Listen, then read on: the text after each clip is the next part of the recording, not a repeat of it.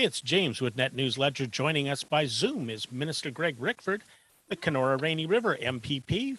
Minister, Happy New Year. Welcome back to Net News Ledger. Happy New Year to you and all your listeners, James. You've over the years put together an outstanding audience, and it's great to be here today. The first step of news today is on the Scotties. We're going to have curling in Thunder Bay in a bubble. Yeah, it's great news. It's something I've been working very hard on, and a special shout out to my dear friend and colleague, Minister McLeod, Minister for Sports, amongst other portfolios. Look, we understood how important this was to Thunder Bay, but also to Northwestern Ontario. Unfortunately, some of the feeder tournaments got canceled, but the Northern Ontario Heritage Fund had rallied to put $500,000, just a little over, to upgrade to the barn in Fort William, and we were obviously hopeful for more than just those reasons that this world-class event could go ahead as planned, even in the context of COVID. So late yesterday afternoon, amongst other things, our government confirmed the regulatory change to include Canadian Curling Association's ability to proceed with its what I view to be its most elite asset going, and that's the Scotties Tournament of Hearts. Our readers and viewers are going to get a special treat because we are going to have some curling coverage with a special reporter who's come on with us for the Scotties. I think it's going to be exciting. So we'll probably have stuff nobody else will be even able to dream of getting. That's our problem. Well, I intend to be there. Now, I know you're going to pivot shortly to the announcement today made by the Premier, but most of the tournament will be available to a limited amount of fans. I'll talk about that shortly, but I'm hopeful to be there. I love the game, played it as a kid, and nearly got into the Pepsi Junior playdowns, but. So it's in my heart and in my blood, and just so pleased it's out in Northwestern Ontario. That's the kind of news we're starting to need. We got a little bit of good news out of the Premier today to start working back to eventually normal. And, I think from the people that I'm talking to, biggest thing I'm finding from a lot of people out there is that they're feeling COVID fatigue, COVID frustration. We're 2 years into this, and we just keep, this is like riding tidal waves in the ocean. No question about it, James. They feel it, and so do I, and so does the Premier, and he's been open. The difference this time is that our cautious plan to reopen is with the intention to stay open, and I think that's an important way to think about it. Look, back in October, we saw an entirely different set of circumstances. We felt like we had addressed whatever the Delta had thrown at us as a province, to the credit of people across the province and country, frankly. We felt like we were coming out of that in a good place, and then Omicron hit us full square. That would create a new set of circumstances. No question that over the course of time, thankfully, it hasn't proved to be as clinically serious, perhaps, as the Delta and the original variant. The problem it has is that it's far more infectious. Its transmissibility was well documented in other countries, and by the time it hit us here in Ontario, was off the charts. Anytime a cold, flu, or even some more complex symptoms, depending on a person's individual health, is hit to 40% positivity rates, James, you're bringing in a whole new swath of people that would be potentially or actually vulnerable to COVID, and that would have serious implications on hospitalization and intensive care units. So unfortunately, early January, we had to, if you will, get back to the basics and bring in some restrictions to mitigate its impact.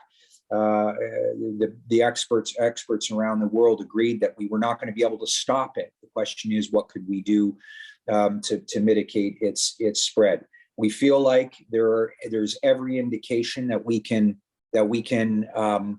move forward cautious. Ontario, by my own admission, James, has been, as one of my colleagues referred to it, the capital of caution, likely around the world. But we've done very well as a jurisdiction that has a population base that's comparable to a lot of small to mid-sized countries. And so we're very proud of that record.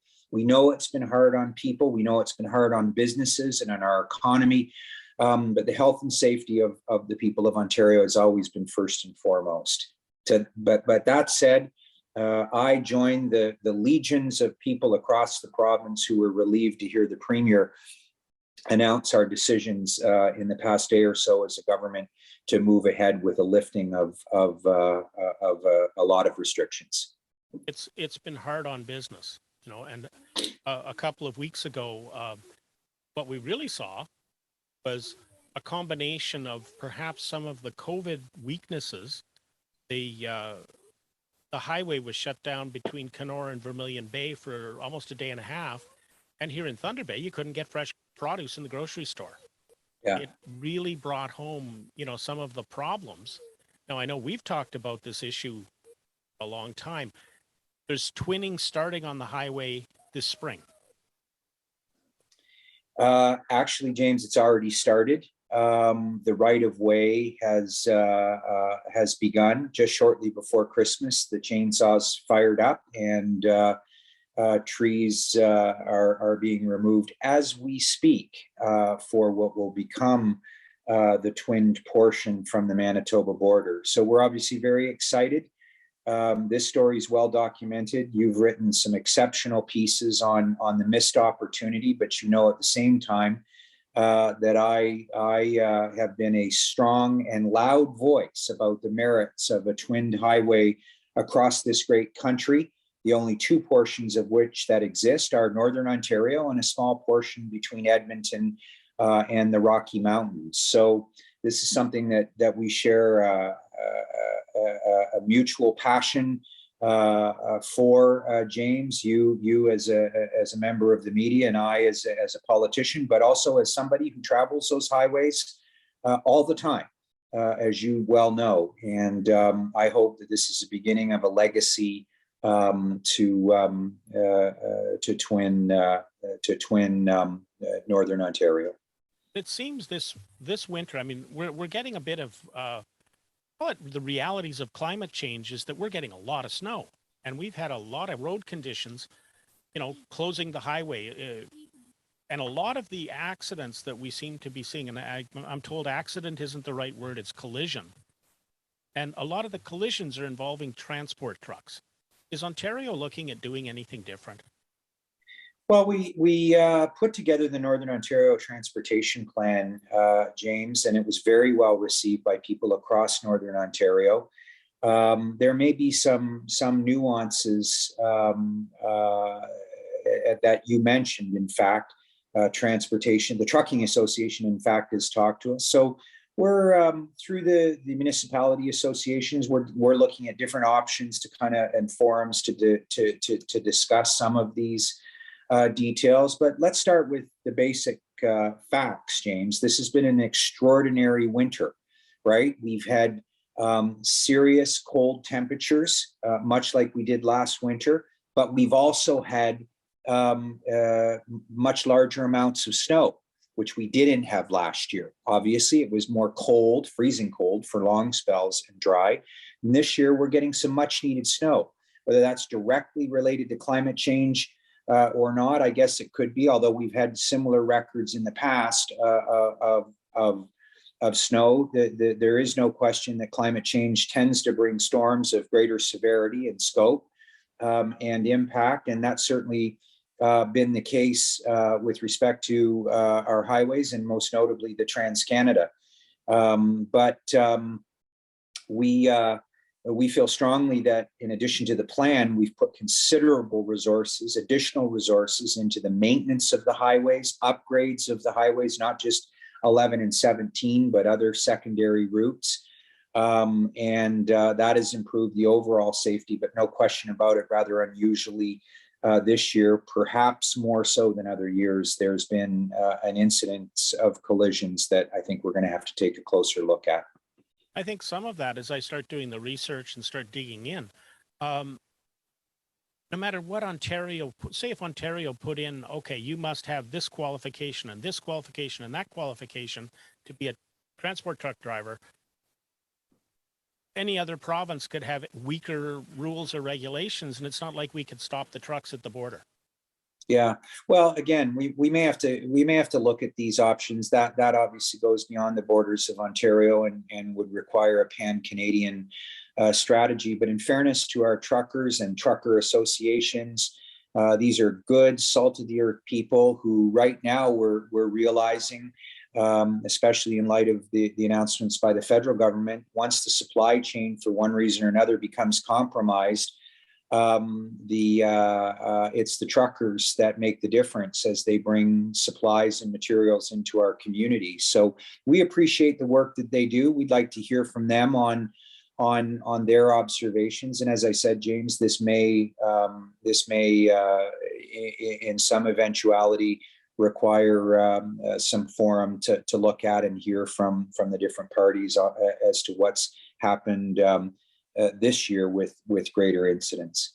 And making our, what I'll call our clubhouse turn into the finish line, Minister, Indigenous services and COVID here in Ontario.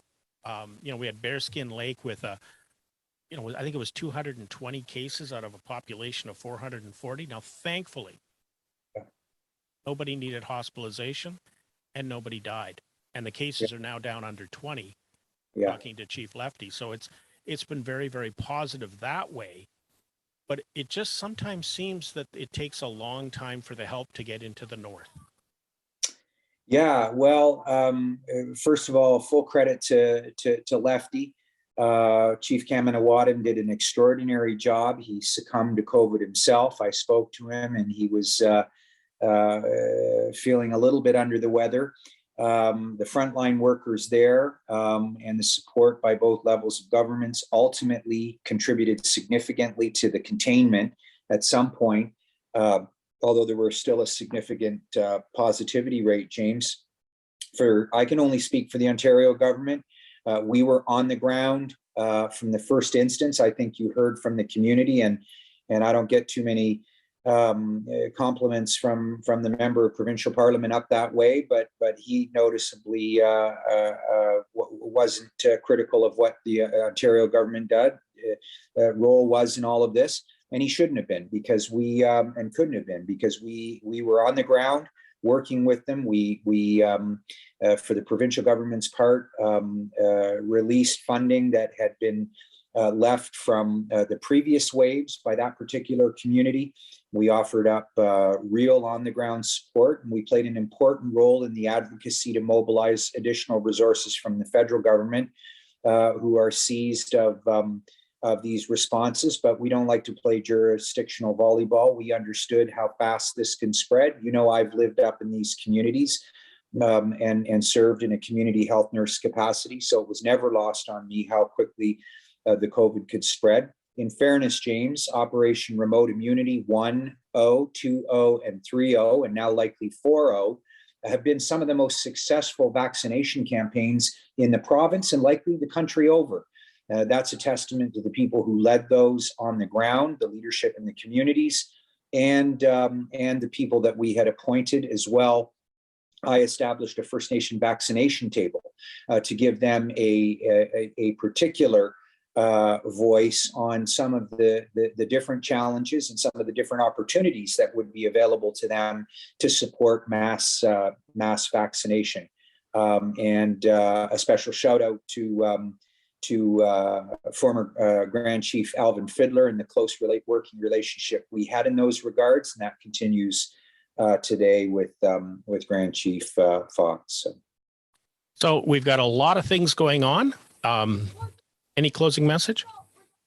I just want to wish everybody a happy new year, and we'll go back to the original storyline that we were talking about. The Scotties Tournament of Hearts is on, folks, and I'm proud to be a part of a strong Northwestern Ontario voice that helped make this happen. Thank you to Minister MacLeod, and the good news is that as of the 31st, it will be fan friendly. up to 50% capacity at the barn, or 500 people, whichever is less.